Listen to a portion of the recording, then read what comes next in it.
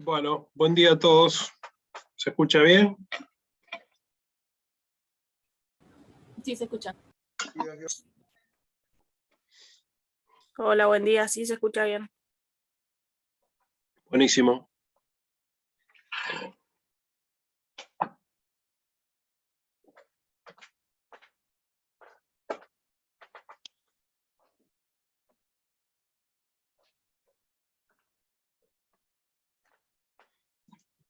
Bueno, hoy vamos a seguir con lo que es manejo reproductivo.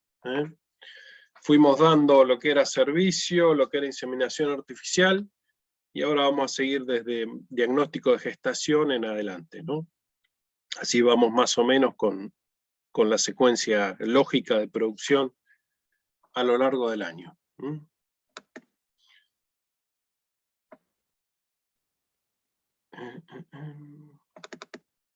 Arrancamos con un PowerPoint, después lo corto, le voy a mostrar algunos videitos de YouTube y le damos después hasta el final.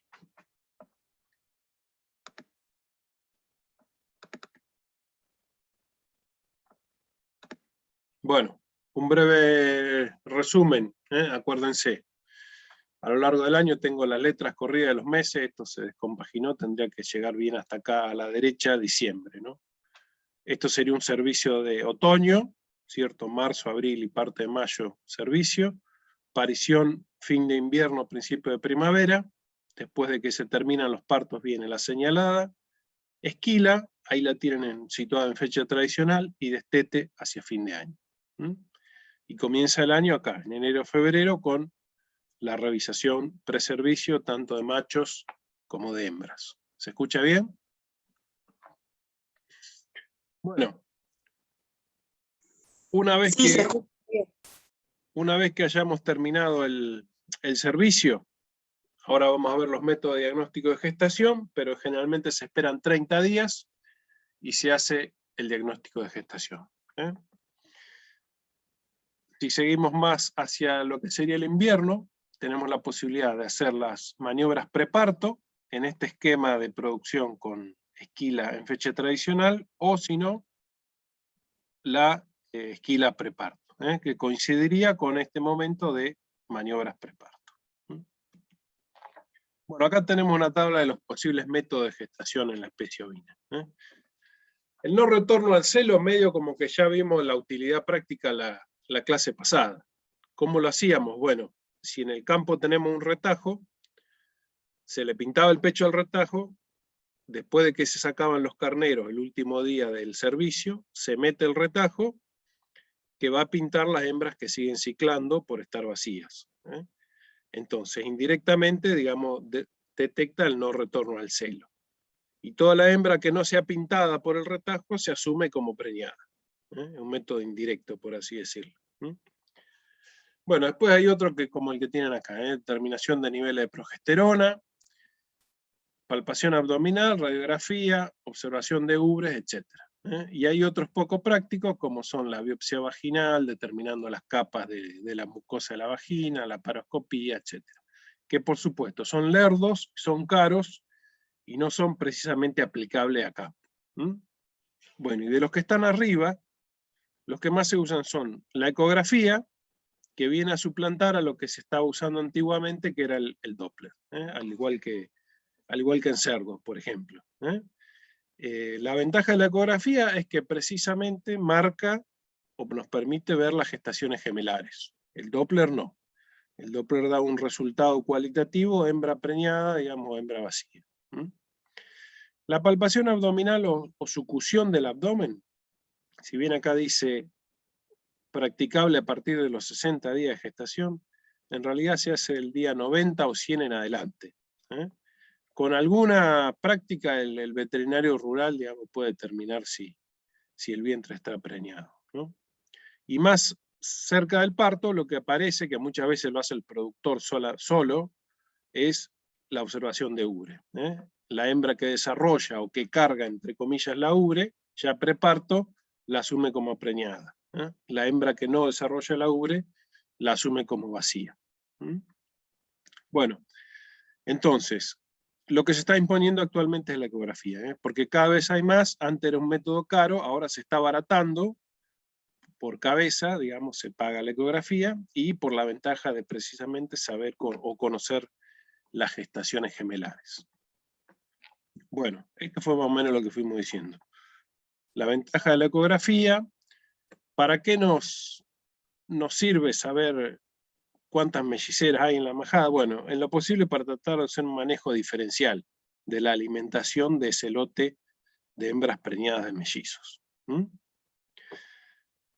El diagnóstico de gestación por retajo era barato, pero bueno, necesitaba tener los retajos en el campo. En general los campos que tienen retajos son los que hacen inseminación, porque los necesitan para sacar celo, ¿cierto? Bueno, y por palpación les puede servir al clínico, si van a revisar una oveja y están en pleno invierno, lo mismo que en la inspección de ubre. Se dan cuenta si la oveja está preñada haciéndole succión del abdomen, se hace un movimiento relativamente firme de mover la mano y se siente si se palpa o si se encuentran los rebotes, entre comillas, del feto dentro del útero. Son rápidos y baratos, pero tardíos, porque detecto gestaciones de 100 días en adelante. ¿Sí? ¿Se entiende? Sí, se entiende. Bueno, y acá tienen la realización de ecografía. ¿Cómo se hace? Bueno, se hace pasar las ovejas por un bretecito. Esto está bajo techo, puede ser al aire libre también. Entonces el ecografista se sienta en una sillita baja. El ecógrafo no lo ven porque es portátil, lo tiene acá delante del pecho. El brete tiene una pequeña ventana que le permite meter el brazo, y lleva el transductor con el cable. Algunos ahora ya son hasta inalámbricos los transductores. Le pasa la mano entre las patas, busca la ubre y se lo coloca, digamos, a la derecha, en la zona del seno inguinal derecho. Bueno, ahí apoya el transductor con gel y recoge la imagen ecográfica. Bueno, antiguamente se la sentaba a las ovejas para hacer la ecografía. Eso ya prácticamente no corre más y se hacen paradas. Bueno, y acá tenemos las dos opciones para utilizar la ecografía. Tenemos dos vías o métodos: el transrectal y el transabdominal. El transrectal se le mete por el recto una sonda lineal a la oveja, cuando se hace más o menos el día 25 de gestación en adelante. ¿Qué desventaja tiene? Bueno, que es relativamente traumático para el animal, es un método lento, hay que tener paciencia, no se le puede meter el transductor como una vaca que tiene el recto grueso. Y la única ventaja prácticamente que tiene es que le gana en 5 días al método transabdominal, que a partir del día 30 de gestación lo puede empezar a usar, y permite visualizar los ovarios. Entonces esas son las dos ventajas. Por eso generalmente se usa en trabajo experimental el transrectal. El transabdominal, ya les dije dónde se le colocaba el transductor, y permite visualizar bien el útero. ¿Qué frecuencia se usa? Bueno, se usa en general 5 MHz, una frecuencia media. Como este es muchísimo más rápido, es el más usado a campo. Y aparte, prácticamente no tiene diferencia, solo 5 días respecto del método transrectal. Este es un ecógrafo de tipo lineal, la imagen, ¿sí? Acá que se usan los convexos o los, estos que son esféricos, multisectoriales. Sectoriales o multisectoriales y convexos. Esos son los tipos de cabezales para la transabdominal y lineal para la transrectal. Bueno, ¿cómo es la imagen? Bueno, ahí tienen una imagen de un feto, de los dos sacos, y esto es como se la da el ecógrafo, tanto el sectorial como el convexo. Entonces, bueno, además de permitir saber si está preñada, si está vacía, o encontrar patologías, también les permite hacer estimación de la edad gestacional y, en algunos casos, sexado fetal. Bueno, esto medio que ya hablamos. Todo lo que les mostré de los campos de las curvas y gráficos de los campos esos de corrientes, de ese grupo cambio rural, sí arroja estas conclusiones. Lo que define el éxito reproductivo de una majada a lo largo del año es prácticamente el estado nutricional preservicio. Se pueden suplementar esos animales, y bueno, es muy útil hacer la ecografía. Eso nos permite hacer un manejo diferencial de la hembra preñada de mellizos, principalmente en base a suplementación y asignación de los mejores recursos forrajeros del campo, y tener un buen porcentaje de señalada. Bueno, vamos a suponer que ya dimos servicio, o ya se inseminó, se repasó servicio con los carneros, se hace el diagnóstico de gestación, entonces obtenemos los resultados. Hembras preñadas, de cordero único o de cordero doble, o hembras vacías, ¿cierto? Si hay presión de selección en el campo hacia seleccionar hembras fértiles, que eso en general se puede hacer en las majadas en esta zona, en pampa húmeda, y que producen carne, o sea, con raza carnicera, se puede descartar la hembra vacía. Lo que generalmente hacen las majadas laneras y doble propósito es no descartar y no ser ejercer tanta presión, digamos, sobre el vientre vacío, a no ser que falle 2 años seguidos en su preñez. El hecho de que la hembra produzca lana, digamos, hace que eso sea, digamos, minimizable. Normalmente los porcentajes de preñez en la especie ovina son muy altos.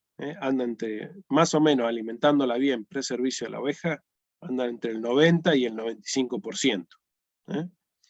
La oveja tiene la ventaja respecto de la vaca, que toma servicio seca, o sea, sin cría al pie. La vaca, en cambio, como pare igual que la oveja en fin del invierno, principio de la primavera, toma servicio de primavera con el ternero al pie, mamándola. Entonces, si la alimentación es relativamente mala, la gran mayoría de las vacas que salen vacías al tacto en otoño se da porque son anestros nutricionales. En general, en el ovino, esto es muy difícil que pase, porque uno tiene la posibilidad de en enero y en febrero alimentarla bien, recuperar condición corporal y obtener buenos resultados del servicio. ¿Se entiende eso? Bueno. Mortalidad embrionaria. Hagamos de cuenta que la oveja ya se preñó. Es algo que tiene múltiples agentes. Principalmente los que podemos controlar son los ambientales, no exponiéndolo al animal a alta temperatura y humedad. Podemos controlar con antitérmicos cuando ese animal está siendo tratado por una enfermedad febril, y tenemos que tener presente cuáles drogas o principios activos son tóxicos y que producen toxicidad fetal o directamente muerte o malformaciones fetales. El ejemplo típico, algunos benzimidazoles, los estrógenos vegetales, que a veces tienen en buena cantidad los tréboles, y las micotoxinas, que en general son aportadas por los granos. ¿Sí? Sobre lo demás, digamos, genes letales y problemas hormonales son, digamos, individuales de un reproductor, y prácticamente no vamos a poder tener influencia sobre el manejo de estos. ¿Qué podemos hacer para controlar la mortalidad fetal o embrionaria? Esto va apuntado sobre todo a los campos que tienen servicio de primavera, porque ustedes piensen que la edad de gestación en pleno verano es chica, son preñeces relativamente chicas. Entonces, esos son los animales con servicio de primavera que van a estar expuestos al estrés térmico de verano. Ustedes piensen que un vientre que ha sido servido en otoño, parió fin de invierno y se la destetó en diciembre, con los grandes calores de diciembre prácticamente el animal está seco y sin cría al pie. Entonces es una categoría, digamos, menos susceptible al estrés térmico. Bueno, proveer animales sombra, agua fresca de voluntad, evitar mover la majada en los horarios calurosos, sobre todo si los animales están lanudos, sin esquilar. Ustedes enseguida van a notar que las ovejas empiezan a jadear, abren la boca y jadean. Y para los campos que tienen esquila tradicional, o en fecha tradicional, lo más importante es esto, no evitar atraso.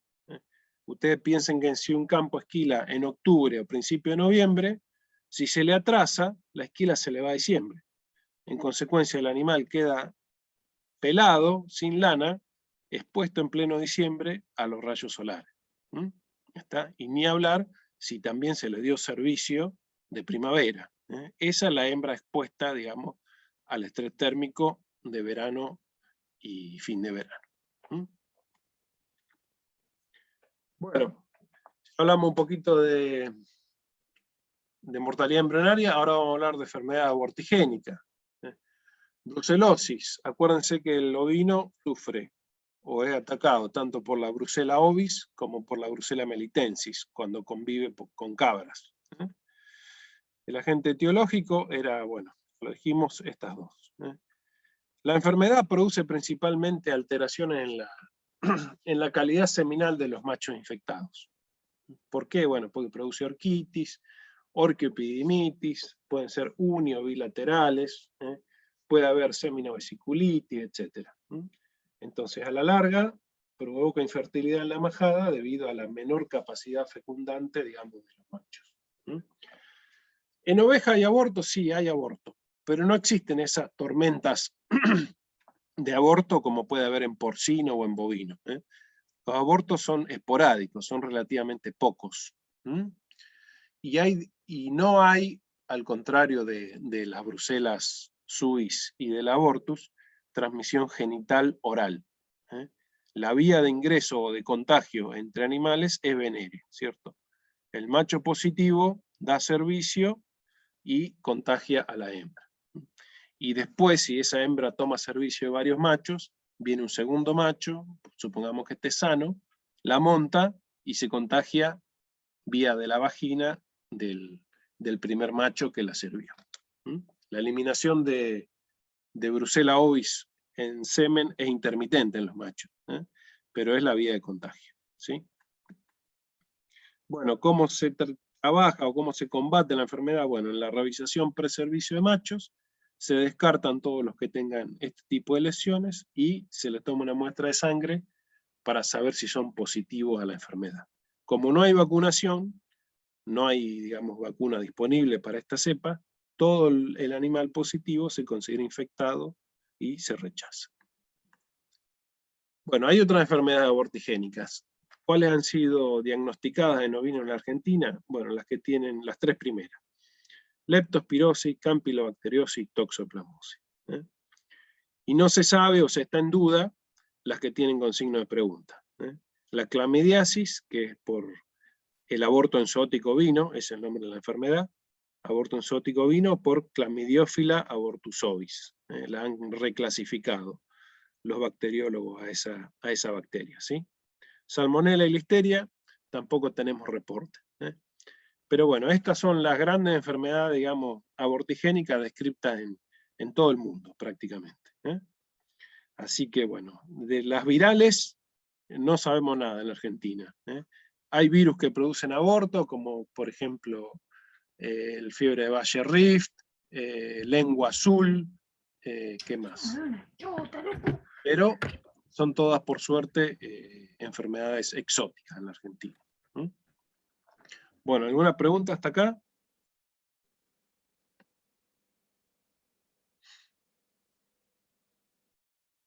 Bueno, supongamos, ya tenemos los vientres gestantes, los tenemos clasificados en base a su gestación, en preñado, vacío. Los preñados los tenemos separados en las hembras melliceras y la hembra de gestación simple. Bueno, los requerimientos nutricionales del vientre, como cualquier vientre, aumentan en la última fase de la gestación. En el ovino la gestación la dividimos en dos partes. Gestación 1, los 100 primeros días, y gestación 2, los últimos 50 días, que es a donde el feto crece o desarrolla un 80% de su peso. La condición ideal a la que tenía que llegar un vientre al parto era de 3,5. ¿Eso qué nos indica? Bueno, nos indica que lo tengo que cubrir a eso. Si no cubro con pasto, tengo que suplementar. ¿Qué es lo que se hace? En general, es suplementación energética, con grano. 300 gramos por cabeza por día durante los 50 últimos días o 45 últimos días de gestación. Si no se hace esquila preparto, o sea, si la hago en fecha tradicional, octubre, noviembre, lo que tengo que hacer es, con las maniobras preparto, en el encierre ese de los animales, tengo que esquilar ubre, entrepierna y cara, si son de cara tapada o de cara a la nuca. Obligadamente tengo que desparasitar contra nematodes gastrointestinales, ¿sí? Y si hay ectoparásitos, lo ideal es controlarlos también, ¿sí? ¿Por qué? Bueno, porque en general los corderos y las nuevas camadas que nacen siempre se cargan de parásitos a partir de los ectoparásitos que carga la madre. ¿Está? Bueno, tengo que hacer el refuerzo de vacuna clostridial, mancha, gangrena, enterotoxemia y otras enfermedades clostridiales, o tétano, también puede incluir. Se puede hacer un buen recorte de pezuñas si los animales están chapinudos y con defecto de pezuña. Si vamos a hacer esquila preparto, recuerden que tengo que hacerla como mínimo 30 días antes, no la puedo hacer 10, 5 o sobre la aparición a la esquila preparto, porque eso sería un desastre. Y lo que puedo hacer es apartar las ovejas adelantadas en una majada, digamos, que no se paró todavía, hembras preñadas de vacías, por inspección de ubre. Generalmente el mismo productor lo hace esto. Se fija cuáles son las que están ubrudas, desarrollando la ubre, o las flacas, y les destina un mejor potrero con mejor calidad de forraje. Bueno, y esto es lo que aparece en las ovejas que llegan al parto perdiendo peso. Esto es un hígado graso. ¿Con qué patología metabólica les parece que se da este hígado graso? Los escucho. De casa, la placa. Sí, pero también se da en las ovejas sobrealimentadas en gestación 1 esto. Claro. ¿Por qué moviliza la grasa el animal? Porque le falta energía, ¿cierto? Claro. Entonces, ¿qué síndrome aparecía en el rumiante cuando le faltaba energía? Acidosis. Acetosis. Cetosis. Acetosis. Muy bien. Cetosis, que se le da Cetosis. el nombre de toxemia de la preñez, a la enfermedad. En la oveja siempre preparto, sobre todo en las que están con gestaciones de mellizos, que tienen más requerimiento, y en la vaca es siempre posparto, la cetosis. Acuérdense de eso. Una es pre y otra es post. Claro. Bueno, y esto lo diagnostican por el animal caído, obnubilado, ajeno del medio. Si le hacen bioquímica sanguínea, tiene baja la glucosa y alto los cuerpos cetónicos, ¿sí? Y si hacen la necropsia, se encuentran con el hígado graso, con la oveja preñada. Con eso ya lo diagnostican. O de un feto único o de mellizos. También puede haber atrofia serosa de la grasa, porque el animal la está movilizando. Bueno, esquila preparto, esto ya no lo repito, pero si no hago esquila preparto, que son estas dos fotos de la derecha, el mismo lote de animales con y sin esquila, tengo que hacer esto. La esquila de ubre, entrepierna, y también repaso la lana de la cara, si tengo tiempo y si hay ovejas de cara tapada. Acuérdense que en los vientres que llegan a esta fase 2 de gestación, si pierden peso, si no tengo buen recurso forrajero, es condenarla prácticamente a la muerte.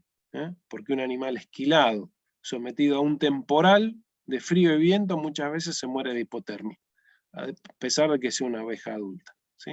El año pasado, en el verano no pasó, en Corrientes, esquilaron y Puede ser, pero siempre pasa en agosto. Agosto, septiembre a lo sumo. En verano no. ¿Me entendés?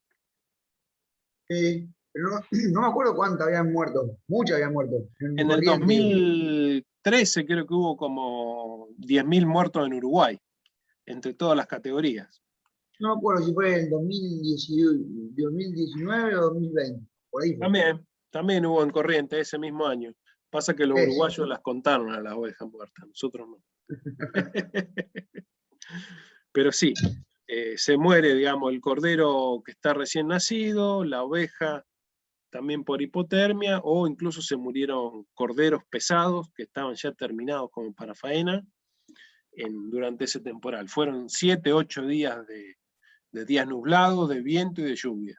Ahora les voy a mostrar unos gráficos de lo que es pérdida. Y eso se ve porque, diríamos, esquilaron sin saber el temporal que iba a venir, diríamos, porque si no, ¿para qué lo hacen? Claro, Como si no corriente. Exactamente, ¿sí? La opción son las capas, que bueno, ahora les muestro una foto. El pronóstico más o menos hoy en día podés tener una idea, 10 días de cómo viene el clima, ¿sí? Por eso acuérdense las recomendaciones. Si iba a llover o si venía nevada, si están en Patagonia, la esquila, digamos, se suspende.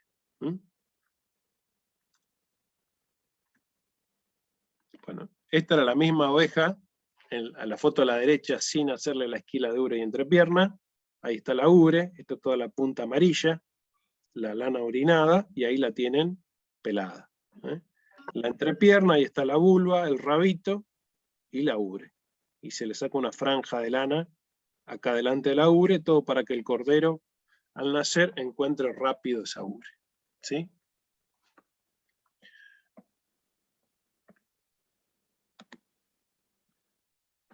Bueno, acuérdense de esto.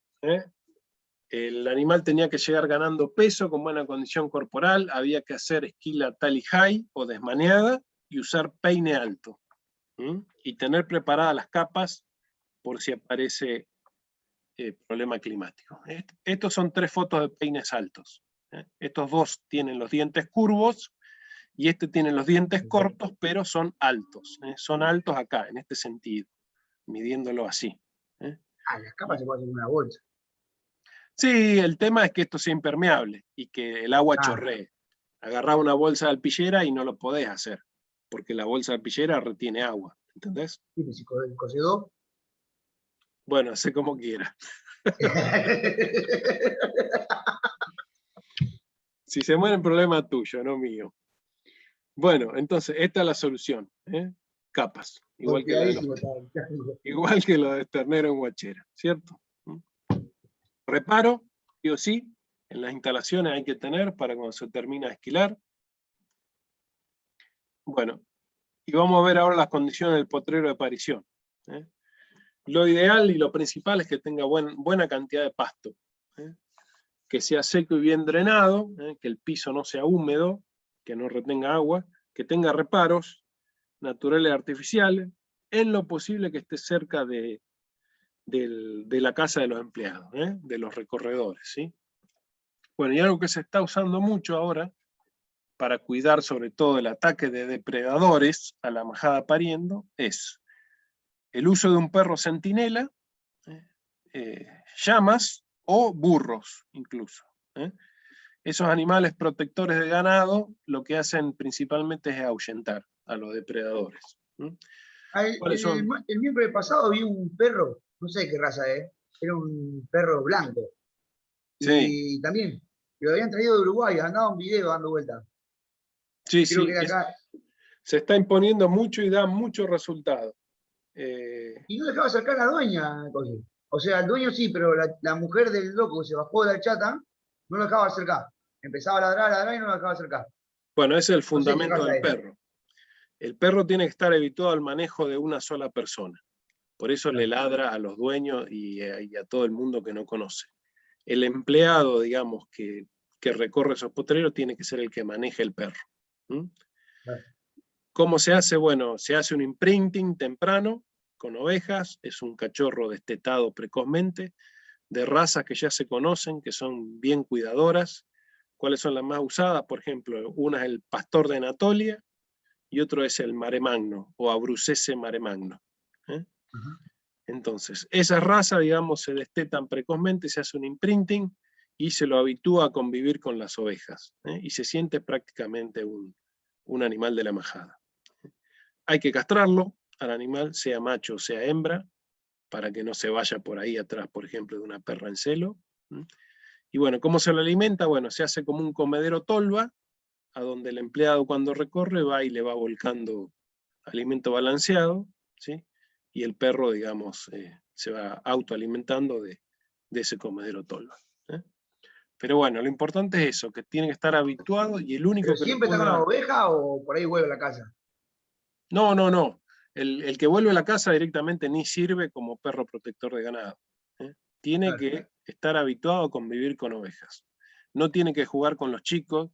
Es un perro, digamos, socialmente hosco, vamos a decirlo así.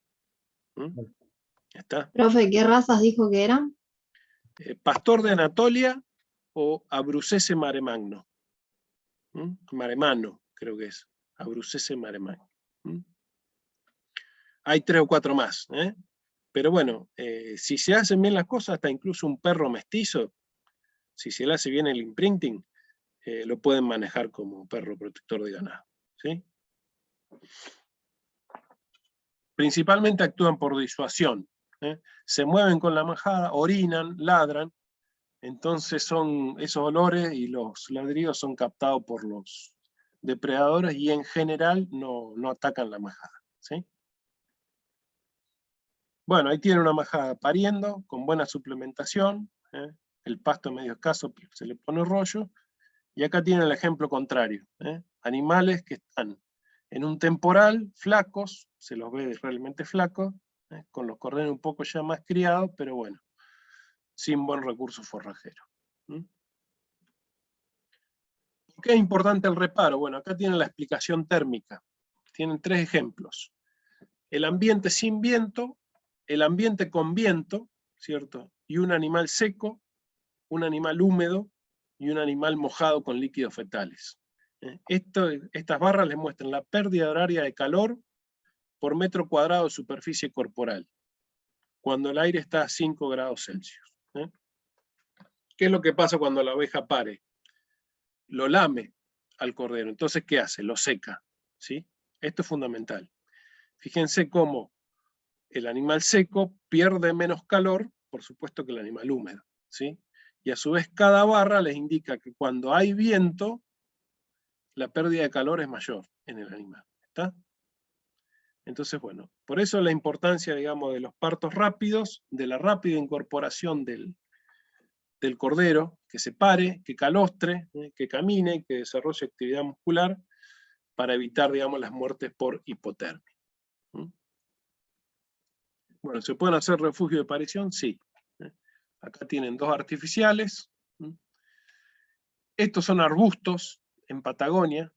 En general estos arbustos de 1 metro, 1,5 metros, sirven también de reparo a la oveja para parir.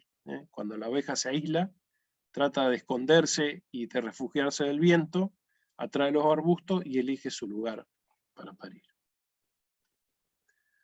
Bueno, algo de suplementación preparto ya lo mencionamos. ¿Sí? ¿Qué podemos hacer? Una larga, durante toda la gestación 2, 45, 50 días de suplementación, o una corta. La larga es de menor cantidad de cereal por día, 300 gramos por cabeza por día, y la corta es prácticamente de urgencia. Si ustedes van a un campo y encuentran animales caídos con toxemia de la preñez, o muertos por toxemia de la preñez, tienen que hacer esto. Una suplementación corta, relativamente rápida, a esta cantidad de grano por día. El grano tiene que ser energético. Puede ser maíz, puede ser sorgo, puede ser también una mezcla de maíz, sorgo o incluso algo de trigo. Entonces todos los cereales, digamos, sirven para esa suplementación energética. ¿Cómo se dan? Bueno, en general se dan enteros, no hace falta partirlos ni molerlos. El rumiante lo aprovecha totalmente bien si son enteros. Bueno, y decíamos, el animal es un rumiante, tiene exactamente la misma patología ruminales que la vaca. El ovino sufre acidosis, sufre alcalosis, sufre empaste, sufre la cetosis, hasta retículo pericarditis traumática puede tener. ¿Eso para qué se lo menciono? Bueno, porque para no provocar acidosis, sí o sí hay que hacer una adaptación al racionamiento. Bueno, nos queda 1 minuto, nos conectamos con el mismo link hasta las 9:05. Bueno, y esta es la evolución del peso del vientre preñado a lo largo del año. ¿Cuándo pesa más una oveja? Bueno, acá. Tiene que llegar con el máximo peso a la aparición. Al parto pierde peso bruscamente. ¿Por qué? Bueno, porque expulsa el feto, la placenta y los líquidos. Entonces queda como entre 12 y 15 más, entre 12 y 15 kilos aproximadamente más liviana. Entra en lactancia, va perdiendo peso, se la desteta, comienza a recuperar peso hasta que concibe, hasta que se preña. En gestación uno tiene que aumentar relativamente a un ritmo menor su peso, y en la gestación 2, 40, 50 últimos días de gestación, retoma de nuevo el peso hacia el punto máximo. Ese es el peso del vientre, repetimos, a lo largo del año. Bueno, suplementación corta preparto. Acá tienen, fíjense, un estudio de una mujer de Uruguay que midió cuánto calostro producen las ovejas que gestan o que paren un cordero simple o que paren mellizos. Entonces tiene el control sin suplementación, las ovejas suplementadas con cebada y las ovejas suplementadas con maíz. Si miran esta columna, esta fila, acá van a ver que las ovejas suplementadas, ya sea con cebada o con maíz, produjeron más calostro que el control no suplementado.